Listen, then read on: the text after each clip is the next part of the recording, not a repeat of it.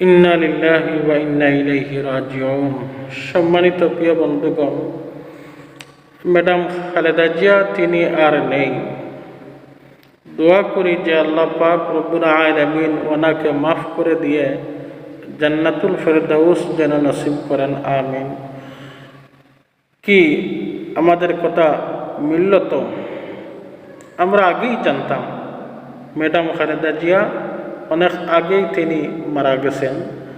তার লাশ নিয়ে রাজনীতি করা হচ্ছে। এখন আবার নতুন করে নতুন নাটক রাজনীতি বিএনপিতে শুরু হবে।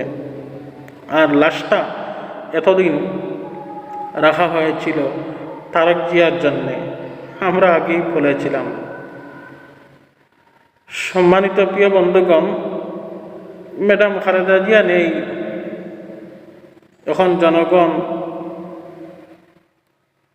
এই কথা বলবে যে বিএনপির মধ্যে যোগ্য কোনো নেতা নেই, আর কাকে ভোট দেব?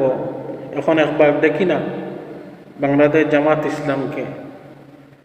এজন্যে বাংলাদেশ জামাত ইসলামের দিন দিন জনপ্রিয়তা বাড়তেছে, আরও বাড়বে। আর বিএনপির ক্ষমতা যাওয়া আশা কল্পনা জল্পনা সব এখন জলে চলে গেছে। এরা আর আগাইতে পারবে না।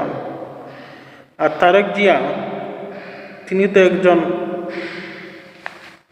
তারেক জিয়া সাহেব তিনি অযোগ্য একজন নেতা, অযোগ্য নেতা। ওনার দলের ভিতরে ওনার নেতারা ওনাকে প্রধান নেতা হিসাবে মানে না। আর দেশবাসী ওনাকে প্রধানমন্ত্রী হিসাবে কেমন করে মেনে নিবে?